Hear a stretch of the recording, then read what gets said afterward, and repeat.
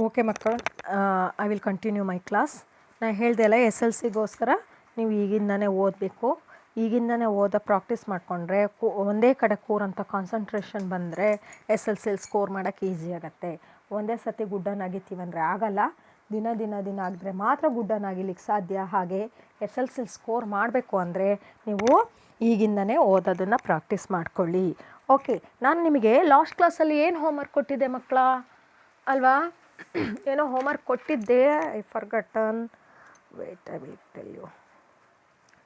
Homework ಏನೋ ಕೊಟ್ಟಿದ್ದೆ ಮಕ್ಕಳ, ಏನನ್ನೋದು ಮರ್ತು ಹೋಗಿದೆ.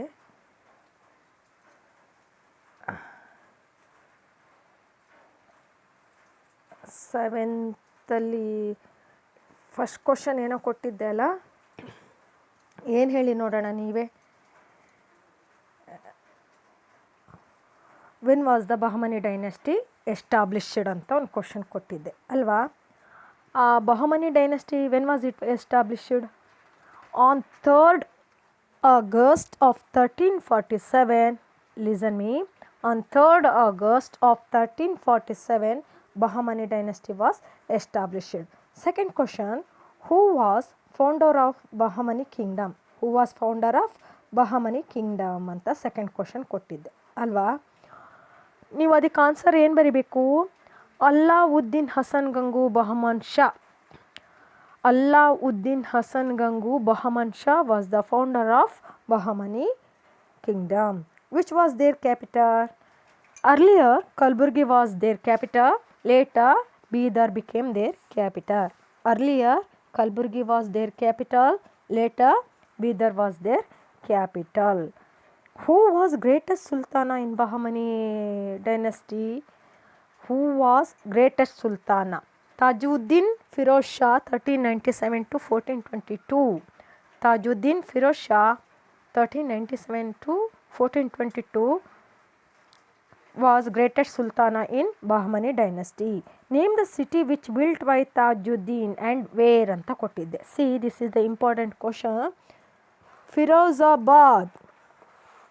Tajuddin Firoz Shah, in the name of his name itself, Tajuddin Firoz Shah built a city called Firozabad on the bank of Bhima river. It's there on the page number 17. ಅಲ್ಲಿ ಹೀ ತೆಗೆದು ಏನು ಹಾಕ್ಕೊಳ್ಬೇಕು? Tajuddin Firoz Shah built a new city called Firozabad on the bank of Bhima river. ಇದಿಷ್ಟು answer, ಇದಿಷ್ಟು homework. Again we come to the lesson Mohammad Gawan. ಓಕೆನಾ? ನಿಮಗೆ ಇದು continuation ಕ್ಲಾಸಲ್ಲಿ ಏನು ಹೇಳಬೇಕು? ನಾನು ಮೊಹಮ್ಮದ್ ಗವಾನ್ ಬಗ್ಗೆ ಹೇಳಬೇಕು. ಈ ಮೊಹಮ್ಮದ್ ಗವಾನ್ ಯಾರು ಅಂತ ನಿಮಗೆ ಕ್ವಶನ್ ಬರುತ್ತೆ ನೋಡಿ, ನೆನ್ಪಿಟ್ಕೊಳ್ಳಿ ಮಕ್ಕಳ. ಮತ್ತು don't confuse also. Mohammed Gawan ರಾಜ ಅಲ್ಲ. ಮೊಹಮ್ಮದ್ ಗವಾನ್ ರಾಜ ಅಲ್ಲ. He was a prime minister in the court of Mohammed Shah third. Mohammed Shah was a king. ಅವನ ಆಸ್ಥಾನದಲ್ಲಿದ್ದಂಥ ಎಲ್ಲರಿಗೂ ಪ್ರಧಾನ ಮಂತ್ರಿ ಅಥವಾ ಮುಖ್ಯಮಂತ್ರಿ, ಎಲ್ಲರಿಗಿಂತ ಮುಖ್ಯಸ್ಥನಾದಂಥ ಅಡ್ಮಿನಿಸ್ಟ್ರೇಟರ್ ಇವನು. Basically Mohammed Gawan was a Persian. He was a Persian and worked honestly as a prime minister in the region of Sultanate Muhammad Shah III. ನಿಮಗೆ ನಾನು ಹೇಳಿದೆ ಯಾಕೆ ಇವನನ್ನು ತಗೊಂಡಿದ್ದಾರೆ ಇಲ್ಲಿ, ರಾಜನ್ ಬಿಟ್ಟು ಮೊಹಮ್ಮದ್ ಗವಾನನ್ನು ಯಾಕೆ ಇಲ್ಲಿ ಮೆನ್ಷನ್ ಮಾಡಿದ್ದಾರೆ, ಯಾಕೆ ಇವನ ಬಗ್ಗೆ ನಮಗೆ ಓದಲಿಕ್ಕೆ ಹೇಳಿದ್ದಾರೆ ಅಂದರೆ, ಈ ಬಹಮನಿ ಡೈನೆಸ್ಟಿ ಇದೆಯಲ್ಲ, ಈ ಬಹಮನಿ ಡೈನೆಸ್ಟಿ ಈ ಮೊಹಮ್ಮದ್ ಗವಾನ್ ಪೀರಿಯಡಲ್ಲೇ ತುಂಬ ಎತ್ತರಕವಾಗಿ, ಸಮೃದ್ಧವಾಗಿ ಮತ್ತು ದಕ್ಷ ಆಡಳಿತ ಕಂಡಂಥ ಸಮಯ ಇದು. He was the all credits of making Bahmani dynasty great goes to this Muhammad Gawan. Why we are studying about Mohammed Gawan ಅಂದರೆ ಅವನ ಕೊಡುಗೆಗಳು, ಕಾಂಟ್ರಿಬ್ಯೂಷನ್ಸ್ ಅಪಾರ. Especially to our Karnataka his contributions are very good. ಅದಕ್ಕೋಸ್ಕರ ಏನು ಮಾಡ್ತಾರೆ ಇಲ್ಲಿ, Mohammed Shah third prominent ruler Bahmani dynasty, ಅವನ ಅಂಡರಲ್ಲಿದ್ದಂತಹ capable administrator and prime minister Mohammed Gawan. ನೋಡಿ ನೀವು ಹೂ ವಾಸ್ ಮೊಹಮ್ಮದ್ ಗವಾನ್ ಅಂತ ಒಂದು ಕ್ವಶನ್ ಇರುತ್ತೆ. ಆ ಕ್ವಶನಿಗೆ ನೀವು ಆನ್ಸರ್ ಏನು ಬರೀಬೇಕು ಮಕ್ಕಳ? Please understand, don't get confuse. Okay, Muhammad Gawan, basically he was a Persian. He worked as a prime minister under the ruler of Muhammad Shah II. He worked honestly as a prime minister in the region of Sultanate Muhammad Shah III. ಏನು ಹೇಳ್ತಾರೆ, basically he was a Persian. He was worked as a prime minister under the Sultanate of Muhammad Shah third. This is the answer. ಓಕೆನಾ. ಯಾಕೆ ಮಹಮ್ಮದ್ ಗವಾನ್ ತಗೊಳ್ತಾರೆ ಅಂದರೆ ಅವನ ಆಡಳಿತ, ಅವನ ಕೊಡುಗೆಗಳು ಈ ಬಹಮನಿ ಡೈನೆಸ್ಟಿಗೆ ಅಪಾರ. ಹಾಗಾಗಿ ಏನಾಗತ್ತೆ, ಈ ಮಹಮ್ಮದ್ ಗವಾನನ ಪೀರಿಯಡಲ್ಲಿ ಬಹಮನಿ ಡೈನೆಸ್ಟಿ ಎತ್ತರವಾಗಿ ಬೆಳೆ ನಿಲ್ಲತ್ತೆ, ಸಮರ್ಥಗೊಳ್ಳುತ್ತೆ, ಅಂದರೆ ಸ್ಟ್ರಾಂಗ್ನೆಸ್ ಆಗತ್ತೆ. ಈ ಮಹಮ್ಮದ್ ಗವಾನನ ಅಧಿಕಾರದ ಅವಧಿ ಎಲ್ಲಿಂದ ಎಲ್ಲಿ ತನಕ ಇತ್ತು? 1463 to 1481. ಎಲ್ಲಿಂದ ಎಲ್ಲಿ ತನಕ? 1463 to 1481.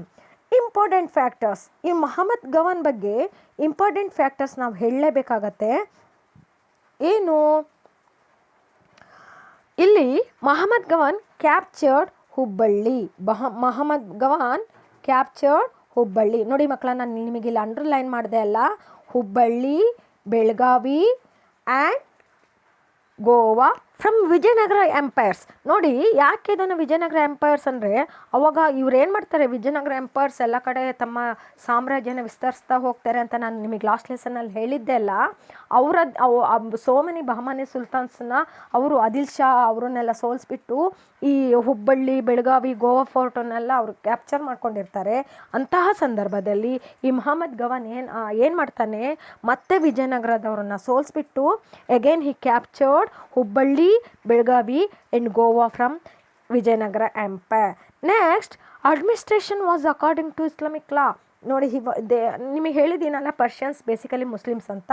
ಅವರು ಏನೇ ಅಧಿಕಾರ ಮಾಡೋದಿದ್ರು ತಮ್ಮ ಮುಸ್ಲಿಂ ಧರ್ಮದ ಪ್ರಕಾರನೇ ಅಧಿಕಾರ ಮಾಡ್ತಿದ್ರು. ಹೀಗೆ ಮಹಮ್ಮದ್ ಗವಾನನ ಅಧಿಕಾರ ಸಹ according to Islamic law. He encouraged revenue and postal system. ಏನು ಮಾಡ್ತಾನೆ, ಒಂದು ಊರಿಗೆ ಇನ್ನೊಂದು ಊರಿಗೆ ಸಂದೇಶ ಕಳಿಸ್ಲಿಕ್ಕೆ, ಏನಾದ್ರು ವಸ್ತು ಕಳಿಸ್ಲಿಕ್ಕೆ ಇವನೇನು ಮಾಡ್ತಾನೆ, ಪೋಸ್ಟಲ್ ಆ್ಯಂಡ್ ರೆವಿನ್ಯೂ ಸಿಸ್ಟಮನ್ನು ಎಸ್ಟಾಬ್ಲಿಷ್ ಮಾಡಿರ್ತಾನೆ, ಎನ್ಕರೇಜ್ ಮಾಡ್ತಾನೆ. He fixed taxes on the basis of land fertility and irrigation facility. Tax was collected in cash. ಏನು ಮಾಡ್ತಾನೆ, ಆ ಭೂಮಿಯ ಫಲವತ್ತತೆ, ಆ ಭೂಮಿಲಿ ಎಷ್ಟು ಬೆಳೆ ಬೆಳಿಬೋದು, 1 ಎಕರೆ ಭೂಮಿಲಿ ಇಷ್ಟು ಬೆಳಿಬೇಕು ಅಂತ ಇರುತ್ತೆ, ಅದಕ್ಕಿಂತ ಜಾಸ್ತಿ ಬೆಳೆಯುತ್ತೋ ಕಮ್ಮಿ ಬೆಳೆಯುತ್ತೋ ಅದನ್ನೆಲ್ಲ ಅಂದಾಜು ಮಾಡಿಕೊಂಡು ಏನು ಮಾಡ್ತಾನೆ, ಮಹಮ್ಮದ್ ಗವಾನು ಟ್ಯಾಕ್ಸನ್ನು ಫಿಕ್ಸ್ ಮಾಡ್ತಾನೆ, ಕಂದಾಯನ ಫಿಕ್ಸ್ ಮಾಡ್ತಾನೆ. ಅಷ್ಟೇ ಅಲ್ಲ, ಇವು ಏನು ಮಾಡ್ತಾನೆ, ಈ ವಿಜಯನಗರ ಕಾಲದಲ್ಲೆಲ್ಲ 1/6 of the products, crops collected as the revenue. ಆದರೆ ಇಲ್ಲಿ ಏನು ಮಾಡ್ತಾನೆ, ಮಹಮ್ಮದ್ ಗವಾನು ಕ್ಯಾಶ್ ಫಾರ್ಮಲ್ಲಿ ರೆವಿನ್ಯೂನ ಕಲೆಕ್ಟ್ ಮಾಡ್ತಾನೆ. This is the important. Tax was collected in the cash form. Next ಅಷ್ಟೇ ಅಲ್ಲ, ನೆಕ್ಸ್ಟ್ ಏನು ಮಾಡ್ತಾನೆ,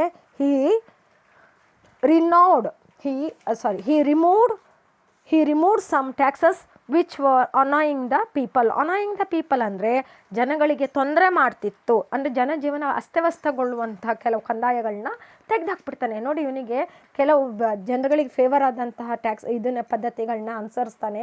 ಹಾಗಾಗಿ ಇವನು ಫೇಮಸ್ ಆಗ್ತಾನೆ. ಅಷ್ಟೇ ಅಲ್ಲ, ನಾನು ಹೇಳ್ತೀನಿ ನೆಕ್ಸ್ಟ್ ಇದರಲ್ಲಿ, ಇವನು ಎಜುಕೇಷನ್ ಸಿಸ್ಟಮ್ ಇರ್ಬೋದು, ಯಾವುದೇ ಒಂದು ಜನಗಳಿಗೆ ಉಪಯೋಗ ಆಗೋಂಥ ಸುಮಾರು ಉದಾತ್ತ ಕೆಲಸಗಳನ್ನ ಮಾಡ್ತಾನೆ. ಹಾಗಾಗಿ ಅವನು ಮಹಮ್ಮದ್ ಗವಾನು ಹೆಸರುವಾಸಿಯಾಗಿಬಿಡ್ತಾನೆ. ಈ ಮಹಮ್ಮದ್ ಶಾ ಥರ್ಡ್ ಸುಲ್ತಾನೇಟ್ ಆಗಿದ್ರೂ ಇವನು Mohammed ಗವಾನು ಹೆಸರುವಾಸಿಯಾಗ್ತಾನೆ. As a philosopher himself, Muhammad Gawan founded Madrasa.